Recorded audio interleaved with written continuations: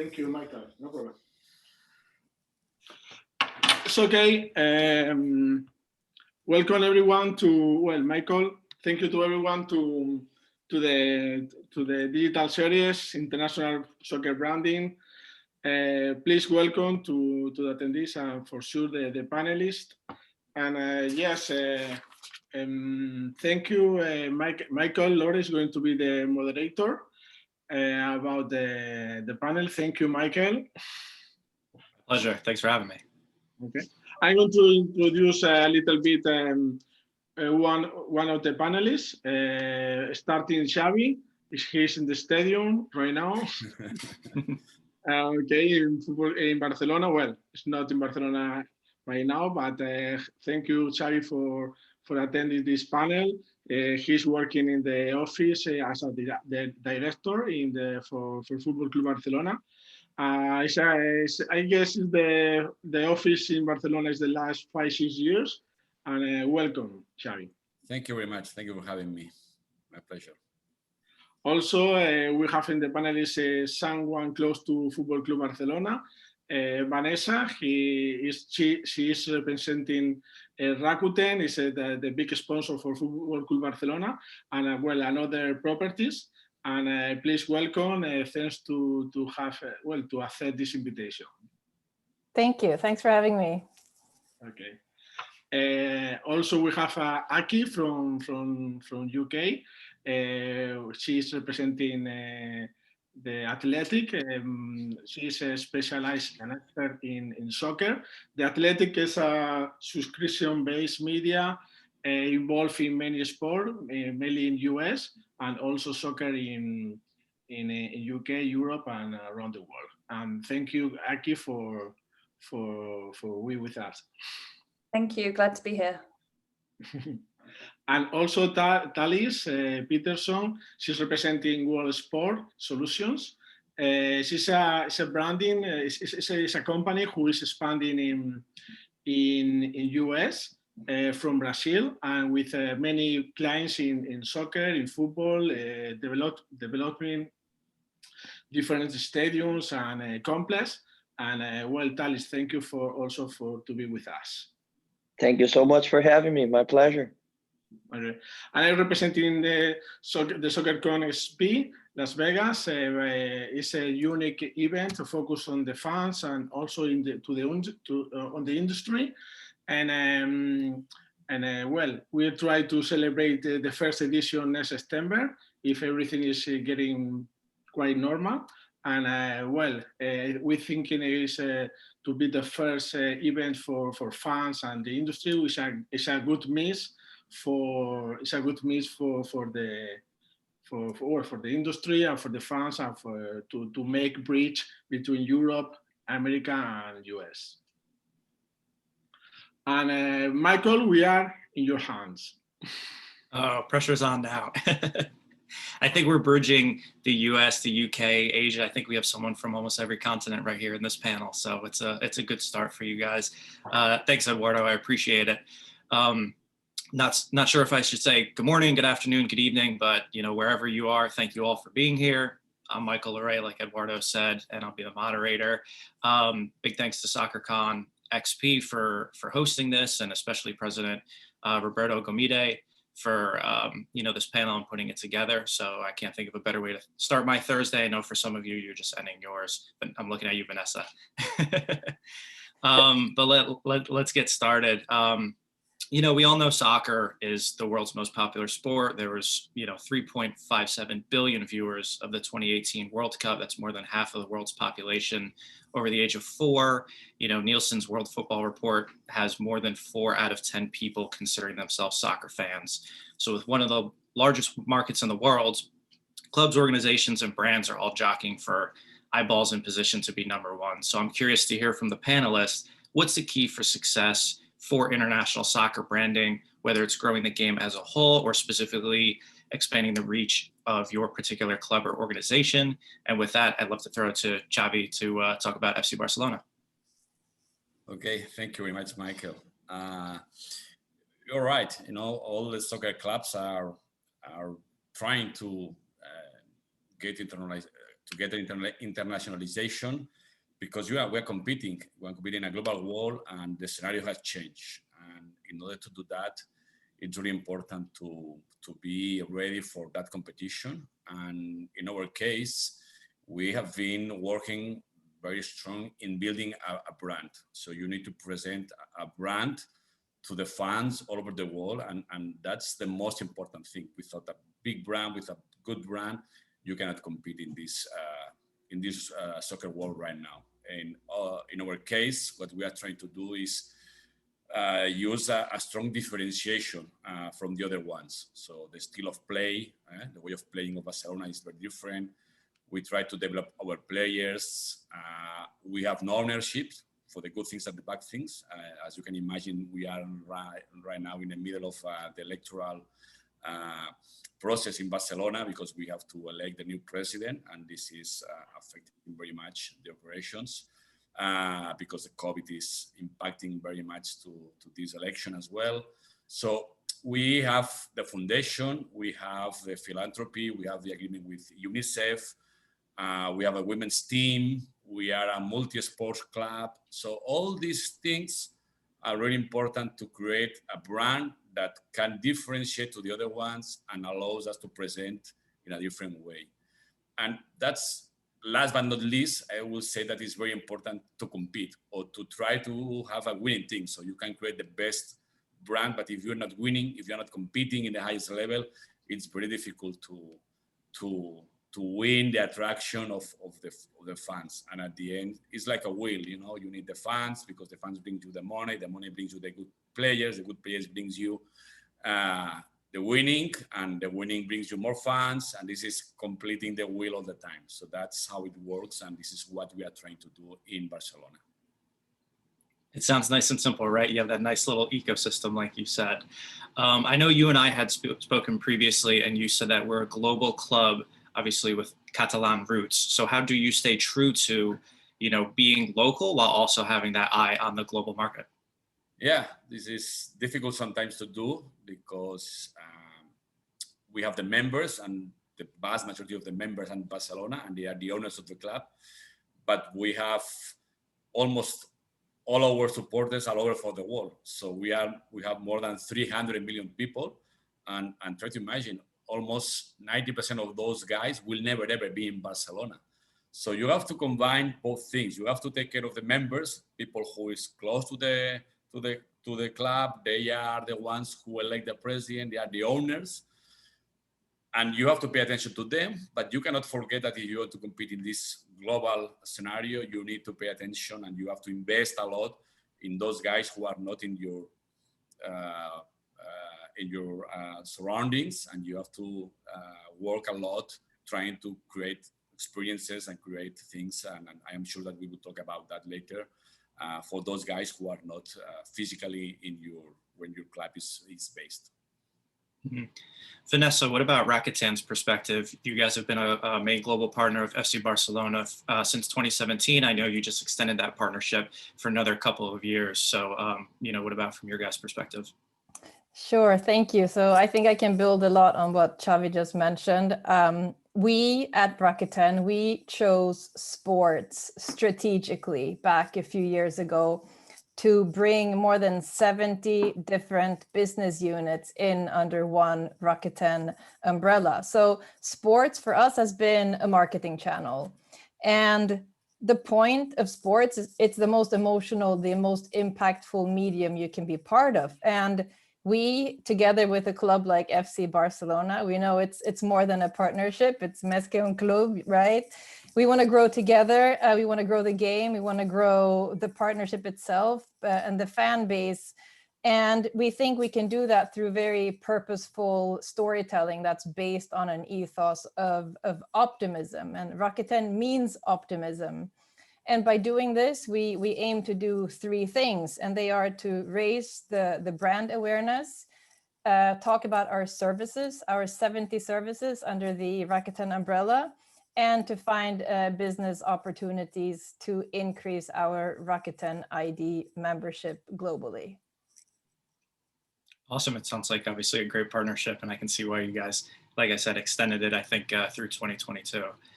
So while FC Barcelona has been around since 1899, is that right, Xavi? It's been around a couple years. Rakuten's been around since the mid-90s, 1997.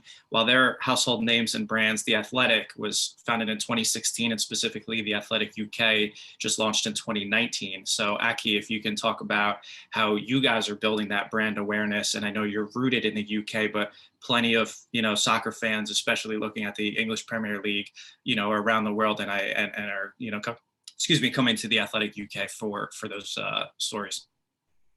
Yeah, we're lucky that we have focused and remained focused on the fan and what the fan wants.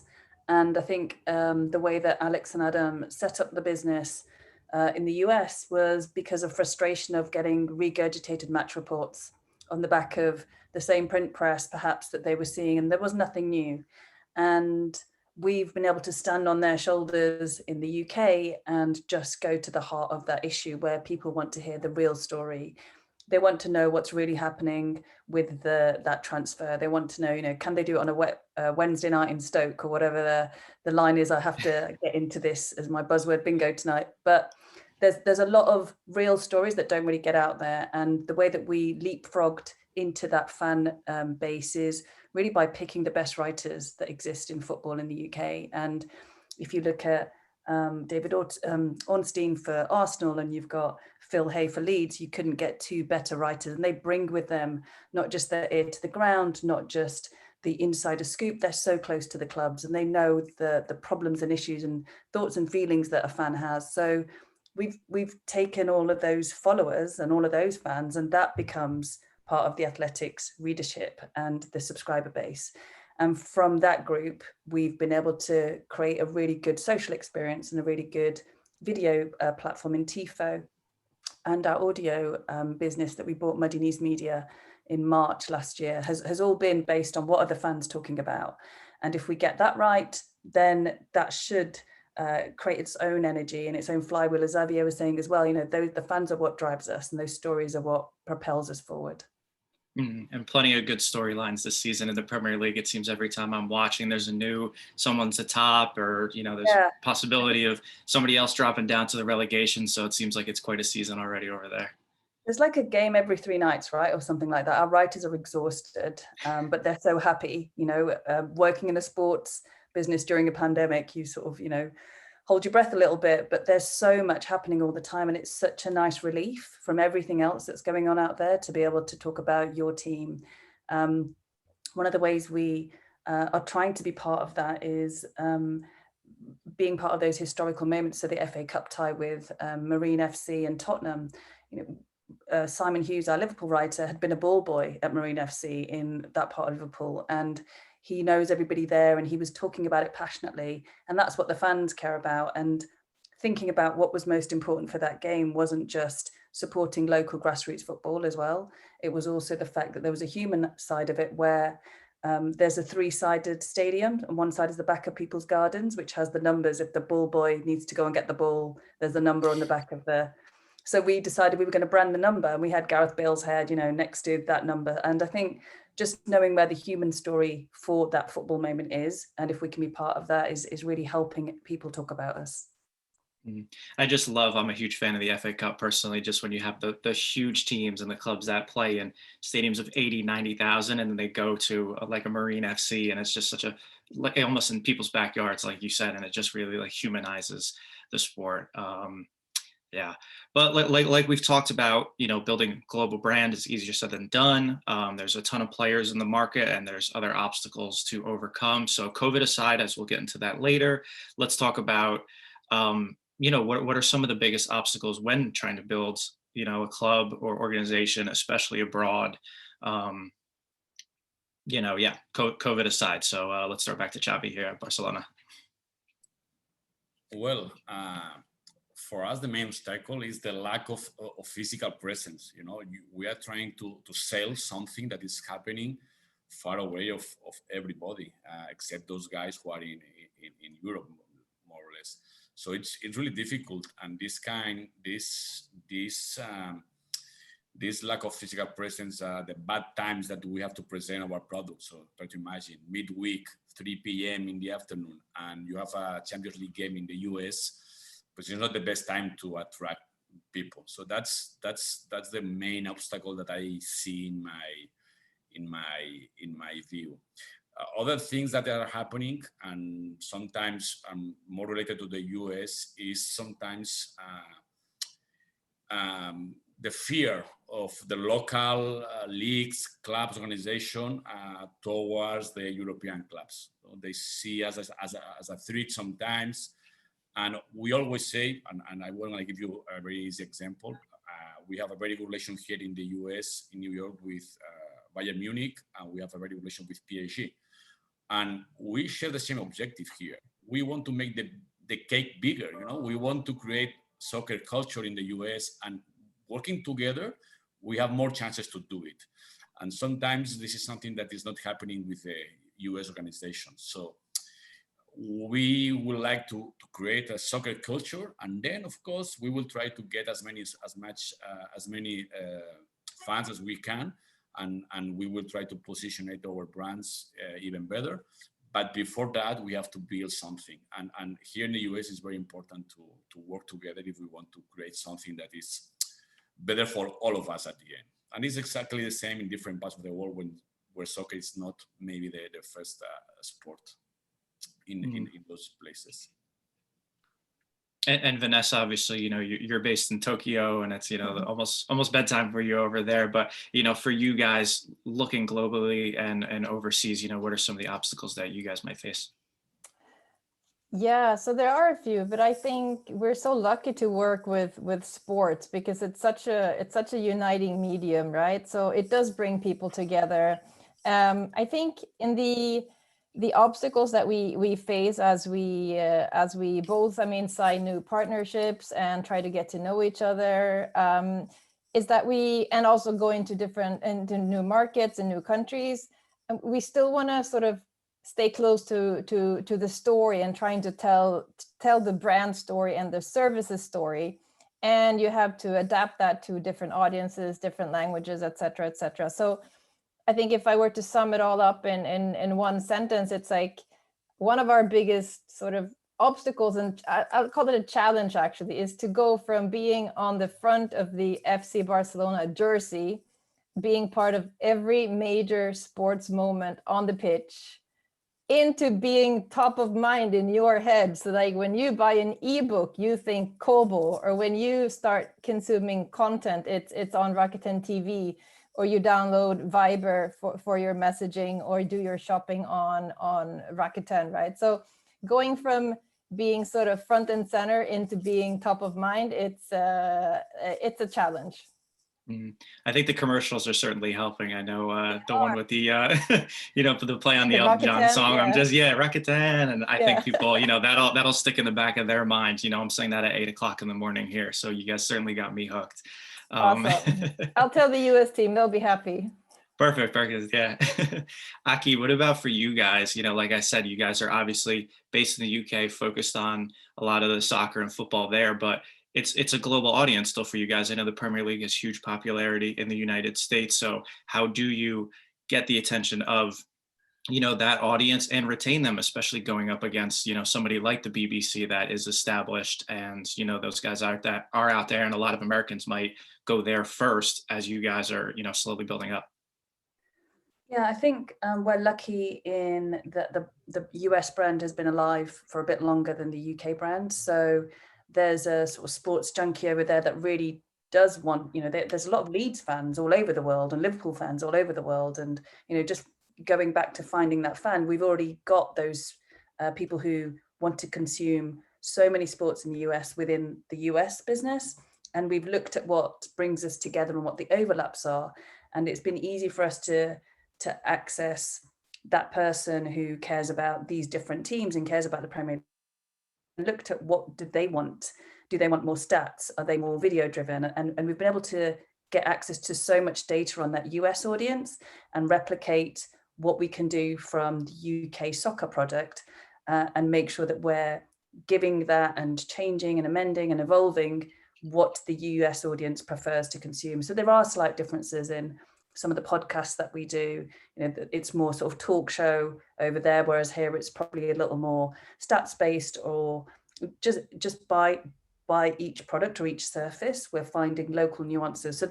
So without doing the opposite of your question, I think we're looking at what similarities we have rather than the barriers, and going, right, we found a spot that we can exploit, I guess would be the term that we could use to say, here's something that everybody cares about. How do we make that bigger? How do we find more of those people and super serve this to them?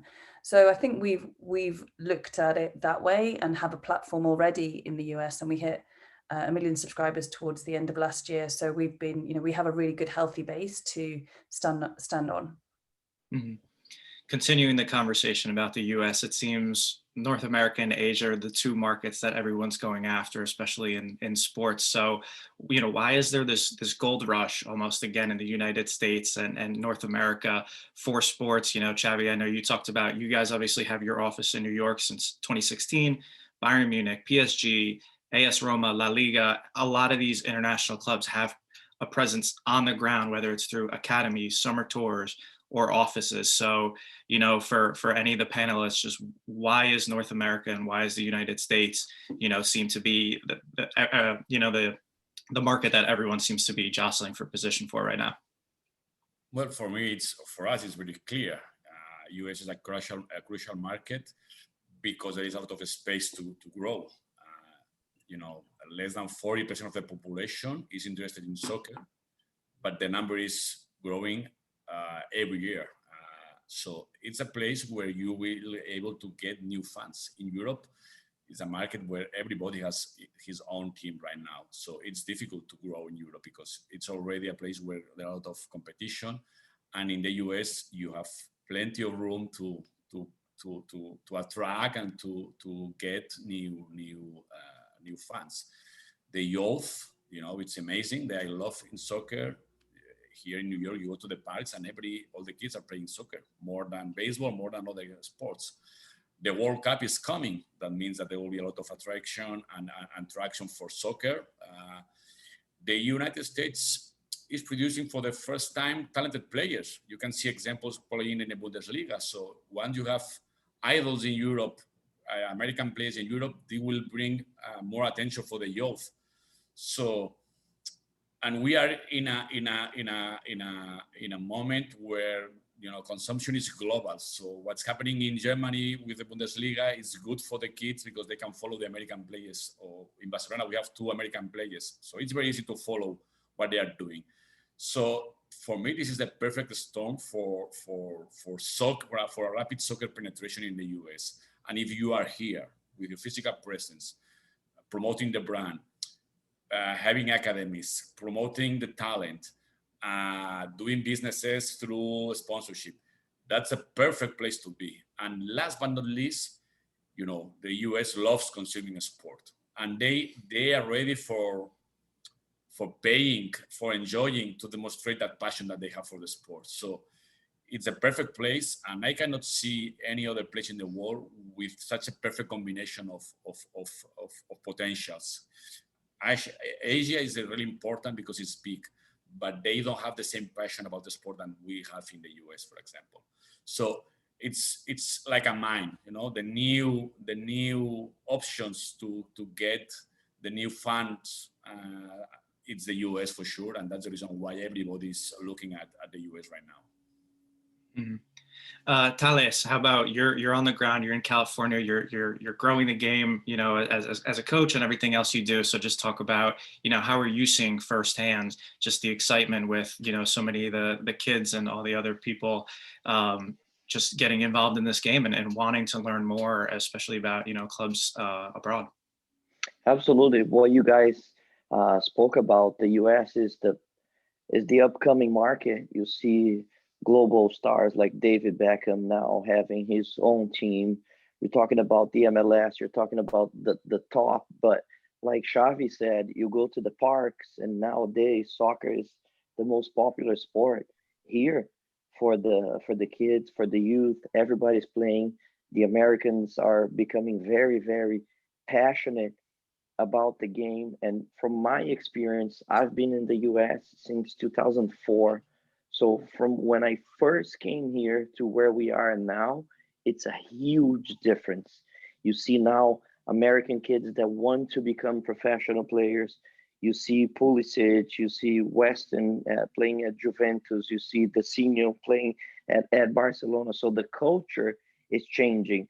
I think the Americans are like, they're waking up that it's the most popular sport in the world, and there's all kinds of different levels that you can play, you can work. For example, we're a company that we're focused on turf. We're building the stadiums, the grounds. We've done the World Cup in Brazil, the Olympics in Rio as well, and with the World Cup coming to the US again, all the eyes will be here. So our goal is to be strategically positioned here already for when all the eyes in the world are going to be here even more than they are right now. So like Xavi said, and everyone else, the US is the biggest upcoming market in the world right now.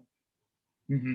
And you bring up a good point. I think seeing some of the players playing abroad at some of the biggest clubs and having success too. It's not like they're sitting on the bench and playing, against quote unquote lesser opponents, that they're playing in Champions League matches and cups and derbies and all those games that matter, that a lot of people see that, and maybe instead of wanting to be the next LeBron James or Patrick Mahomes, they go, I want to be the next Weston McKennie, Dest, Pulisic, like a lot of those guys. So I think their success is obviously kind of igniting this passion for younger kids in the United States. Can I just remind everyone who won the World Cup, Women's World Cup recently as well? So just going to leave that there for the Exactly. Like another massive point. Like there's so many young girls and women who are playing soccer right now, and they're leading the charge, and they're more successful than the men's team. So obviously a very important thing to bring up right now. And you're seeing as well too, a lot of those players are going from the NWSL over to the Women's Premier League, and they're starring for, Manchester City, Manchester United, and a lot of these massive clubs, and having success. And that just gets more attention, not only to the teams and the league over in England, but also to the individual as well. Eduardo, go ahead, sir. I'm sorry. It's exactly what you guys said before. The American culture is based on sports. Everybody follows, everybody plays, they follow college sports. It is part of their culture. So I think the more we can bring soccer to their attention, the better it will be for all of us.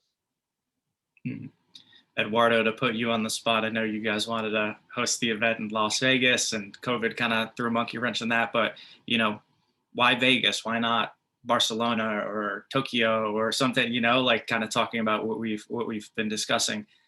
America seems to be the place to be for soccer and for that growth, and is kind of that central point. So what about from your guys' perspective? Well, Las Vegas is the home of entertainment, and yes, it's for sure US. There is a wave with the World Cup in the future, in the 2026, and we are expecting to have a great audience, about 5,000 fans in Vegas for the first event.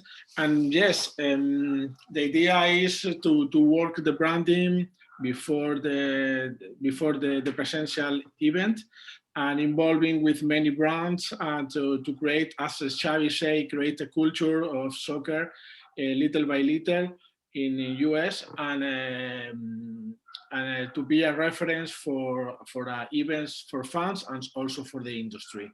Then in that case, when we can celebrate the first event, hopefully for 2021, we are so happy to have many fans, and also many companies and clubs and federation involved of the soccer industry.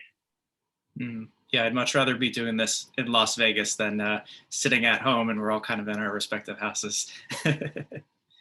Vanessa, go ahead, sorry.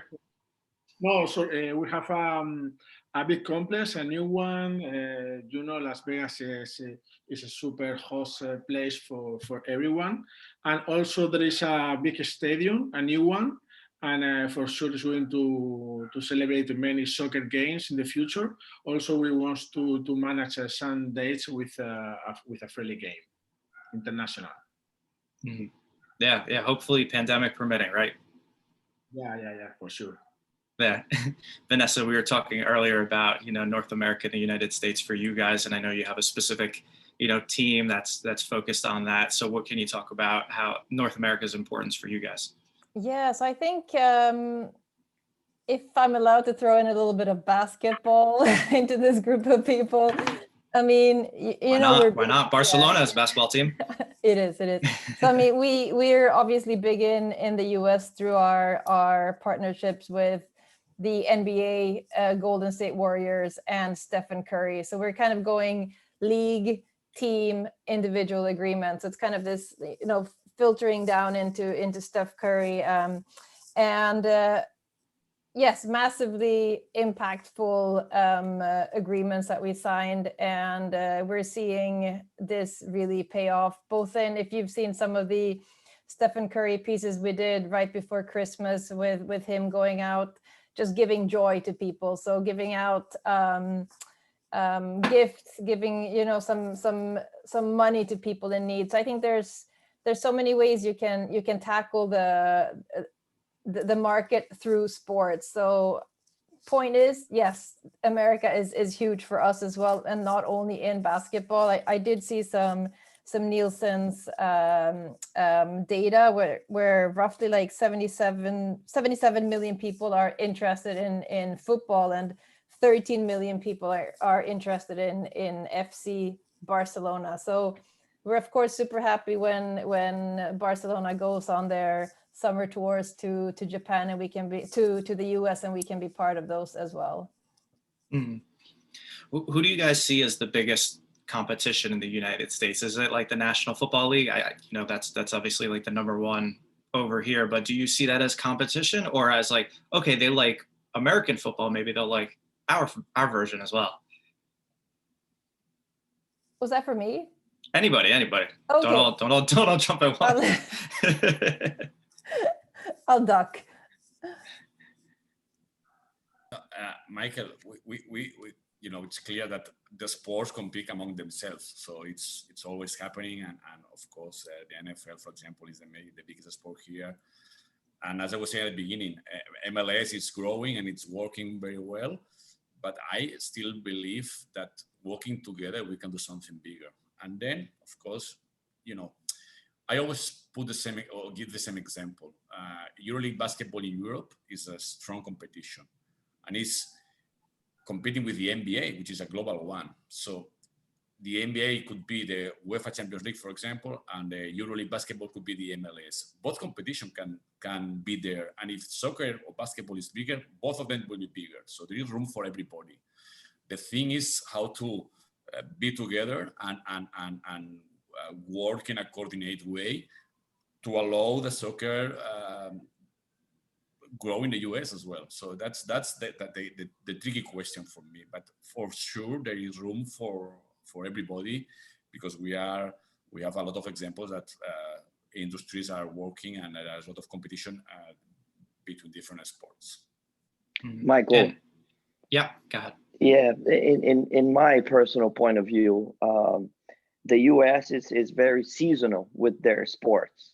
What we follow, our soccer, we go from different competitions to different competitions, but it's always the same sport. In the US, they follow the basketball season, and then they have the NFL season, then they have the baseball season. Everybody watches the Super Bowl. It's very seasonal, and for us, we follow the same thing, but now we're following soccer with the national team, or we're following the World Cup or the Olympics or a Champions League or the Premier League. So there's room for everyone and for different parts of the game and different aspects and different seasons. I think that's the beauty of the American culture. They're not just stuck to one single sport. They're open to different things during different times. Mm-hmm. Yeah, definitely. Yeah, that's a very good point. And I think too, I just wanted to add that we're seeing a lot of crossover between basketball and football and European soccer, that a lot of the clubs are working with some of those players, or it's like, hey, I'm, so-and-so, and I'm friends with, this star, right? I think Antoine Griezmann has some pretty high profile friends in NFL and NBA, and we're seeing that crossover. And I think that's drawing a lot of eyes from, to an audience that maybe they aren't familiar with the European game, and they can say like, oh, he's friends with this person, let's look him up, let's start following and those things. So I think that definitely helps as well. I know we talked about obstacles before and distance, and we're all sitting at our homes. We can't not talk about the ongoing pandemic and just how tough that has to be for internationalization and trying to get a product in front of an audience that is relegated to their homes. So, starting with Aki, just how are you guys utilizing technology, social media, AR, VR, video, etc., to grow your brand and awareness and engagement during this time, knowing, like I said, everyone's kind of sitting at home going stir crazy? Well, I think we're a lovely break. When you are on a Zoom with lovely people like yourselves, or with your family or your friends, it's very different having a work Zoom or being part of something that you enjoy, and that's your spare time. That is not all the bad news that you're seeing 24/7 out there. So I think we've been able to, fortunately for us, with Premier League and football still going mainly over here, that people have got a break, and we are writing their phone, reminding them that here's a bit of news that you wouldn't have, or a story that you wouldn't have had access to before. And you can follow that story, and you can be part of a discussion, and you can get online with a writer, and you can talk about, did that VAR call make any sense, right? So you can have that little chat, and it's nothing to do with all the other things that you would have had and in your life at that time. So I think technology's helped us get closer to fans and get closer to the sport. And things like this, I think being able to jump on a Zoom, and I know I said earlier, I threw my children some sandwiches, but just traveling to be able to have a discussion and getting writers and footballers to talk to our fans or to be part of The Athletic, I don't think that would have been as easy if we had to get them to come over and talk to different partners. Switching on your laptop is a lot easier. So there are definitely some downsides. We're running a quiz at the moment with Prostate Cancer UK, where we're finding, the best Wolverhampton Wanderers fan, and we're going to do this quiz. And the ideal would have been to get everyone together at the end and to host a lovely event, and we can't do that, right? So that's super sad, but everyone will be online and they'll be able to talk to each other. So we're building a community, albeit online, and we're making sure that people are getting touch points that aren't, that they wouldn't have been able to get in a different way. And so far we seem to have found a way to do that without being intrusive or another screen as well. Xavi, what about you guys at FCB? And I know you talked about obviously being, in Barcelona and not having that presence in North America, or on the ground at least, in terms of the players. So how do you try to keep the fans, as close to the players as possible, knowing again everyone's kind of stuck at home? Well, I think that everybody will agree that COVID has speed up the digitalization of the industry. So, for example, we were working in a we call it in a program called Colors Membership. It's a way to get closer to the fans, and the COVID has obliged us to do it faster and quicker than expected, because it was the only way to connect with our people all over the world. So exactly the same is happening for Barça TV Plus, is our OTT platform. So it's something that it was a project that was speed up in order to be ready to present and to increase and to keep the connection with our fans all over the world. So the COVID has damaged the finances of the soccer clubs. That's very true. And internationalization is an investment. So we cannot do as many things as we used to do. But on the flip side, you were more focused on digitalization, on getting in contact with your fans and creating ways to interact with them. And social media is another business that, or part of the equation that has been promoted because it's the only way to be closer to the fans. At the end, this is what you are looking for, to get the attraction of the fans, even if you don't have games, or even if you are not playing with an empty stadium. So all these kind of things are helping to create a different product, but at least we can connect and we can engage with our fans, which is the most important part of the equation. Mm-hmm. Yeah, they say necessity is the mother of invention, right? And I think everyone's is sitting at home now being like, okay, how can I still do my job, do it effectively, and still engage with, fans, audiences, etc., like that. So anybody else? Vanessa, Eduardo, Thales, anything on the technology? Yeah, I mean, I echo everything from Aki and Xavi. I mean, it's about finding, I think we've come to a place where, I mean, everybody talks about purpose. And even if you have some extra time, you want to find it purposeful. I mean, if you're on your phone, you do want to find stories. I think it's exactly what like Aki mentioned, like you're trying to, become part of something that's already existing and being part of that conversation. And I just want to put sort of the spotlight on one activation we did, which I'm the most proud of, that we did last year. And it was called The Big Picture. Maybe Xavi knows about this one, but we had thousands of fans submit their own pictures wearing Barca gear. And we created this massive 10 by 5 meter mosaic that is still showing at the main facade of Camp Nou. So all these people like basically turn into the key visual with Messi and Ter Stegen and Frankie and 2 more players, and creating this huge fan mosaic. And it's, we have people saying like, oh, look at me, I'm sitting on the shoulder of Ter Stegen or something. So like, really having people become part of something bigger, but that's still in a physical form at the end, even though the entire experience was a digital one, we still have that legacy wall at Camp Nou. So yes, I think we can do a lot of amazing things still, but I don't think we should forget about the purpose of why we're doing it in the first place. Which is the people. For the fans. Exactly. We are fan-centric. Yeah. We're fantastic. Yeah, and that's fantastic, what I say a lot. Yeah. We're fantastic, and we're fan-tastic. So, and that's what we want to be. Mm-hmm. Oh, it's nice.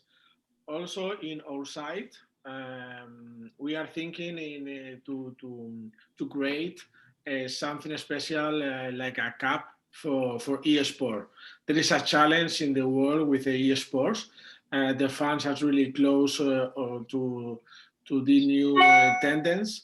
Then for the next SoccerCon, we are working to create the SoccerCon eSport Cup to give to the fans this point to participate wherever they are in the world, not only presential in Vegas. Mm-hmm. Awesome. Well, anybody else have anything they want to talk about? Any final thoughts? I'll put you all on the spot. I know it's hard to predict the future in terms of what happens with the pandemic, but maybe where do we go from here? Where does your respective organization brand go from here in terms of continuing its internationalization and just trying to be as close to the fans as possible, knowing that maybe physically we aren't there just yet? I would say that I always like to, when people ask me about the future and pandemic, I always use the word hope. We always have hope, and we always overcome difficult situations. So this is a difficult one, but I'm pretty sure that we will find ways, and as we were talking, different ways, and we will overcome that pandemic sooner or later. And of course, maybe we will change things. We will do the things in a different way from now. I think it's an opportunity to improve, to look for different ways of doing. So, crises always bring opportunities. You have to be aware of what's going on and trying to learn and to be ready, because sooner or later this pandemic will end and we will start again working in a normal way, and having at least all the new experiences that we have gained thanks to the pandemic. So we have to see it with optimism and hope, because we will be better at the end for sure. Mm-hmm. And Michael, if you allow me, I think it's a matter of perspective as well, because like anything, there's good and bad in every situation. And for example, what Vanessa said, it wasn't an in-person experience, but watching from your home, you feel like an insider. So this pandemic, to me, it brought us closer to a lot of things that otherwise we wouldn't be able to experience before. And we're not physically places, but us humans, we're so adaptive and we're so creative that we always find ways to bring people closer together. And obviously something that we are missing is the human contact. And like I'm from Brazil, I'm from South America, so we love that we're passionate about people, and we work with the most beautiful sport in the world. It's about that passion and the storytelling and all of that. So hopefully we can go back again to doing what we love to do in person. But for the time being, there's always positive as well. We're learning a lot of new things that otherwise we wouldn't have been able to. And the future, nobody knows, but it's a matter of us creating our own future as well, and what we see that it will be better. And to me, hopefully we can have SoccerCon this year being the first live event, and hopefully we can get to meet all of you guys in person. Exactly. Anybody else have any other kind of closing thoughts? Yeah, I just want to add, I mean, I'm just looking at the people that I know where we're from, right? So we have Eduardo in Barcelona, Aki, you're in London, right? I'm in Tokyo. We have Xavi in New York. We have you, Michael, in New Jersey, and Thales in Los Angeles, with great Brazilian passion and roots. So, I mean, I think we're picking up a lot of optimism through these calls, through these, reaching out to people that we may not usually speak to. So I hope that this, is going to catapult us into whatever is next. But I also hope that we keep doing this, that we keep having this sort of, that we keep having these conversations. Yeah, you guys want to do this again like next Thursday, or what works Sure. schedule-wise? I know, like you said, everyone's all over the map, so I'd be interested if someone else can moderate next time. So we'll pick a different name out of the hat, and then I'll answer the questions. I'm on. Perfect. Aki, Eduardo, anything as a final ad? I think that, as everyone's said, it's soccer and sports bring people together. It's a force for good, and it's not something that we want to, after the pandemic, go, oh, thank God that's over. This is actually something that's brought everyone together, and it's something people want to keep and maintain going forward. And everyone said such good positive things with hope, working together, thinking about the fans, making sure that we continue reaching out to each other when I don't think we would have before, which goes back to the human connection as well that you were talking about, Thales. So I think it's only been good, and I think going forward, I'm excited by how many different people I've met and how many different views we've been able to get to help build out a football or a soccer business, because everyone wants to be part of something that's positive right now, and I think it's been quite hard to get hold of that. And the community aspect, we've been building lots of connections for people that they wouldn't have had otherwise, like this one and like the ones that the fans have got. So I'm really happy that we could be part of that. So yeah, it's all positive, I think. Mm-hmm. I like that. This is a very positive group. No one's sitting here saying, oh, I miss traveling or I miss going to bars or that kind of stuff. So I'm glad we got a nice little positive group here. No, I couldn't have said it better myself. I think the biggest thing is the hope, and it's working together, that I hope we can get past this pandemic. I hope that we can, work together to continue to grow the game of soccer, football, whatever we call it, depending on where we are in the world, because it is the world's game. It's the beautiful game. And I think, we're all excited to see where it continues from here, especially with the, the World Cup coming to North America in 2026. So I couldn't thank you all enough for joining us this evening for some of you. But thank you so much for sharing your knowledge and expertise, on international soccer branding. Thank you, SoccerCon XP, for putting this together. It's been an absolute pleasure and a great way to start my Thursday morning. So thank you, guys. Thank you. Take care. Thanks, everyone. Thank you. Yeah. See you Bye, around. Thank you, everyone. guys. Okay. Thank you, Bye-bye. everyone. Congratulations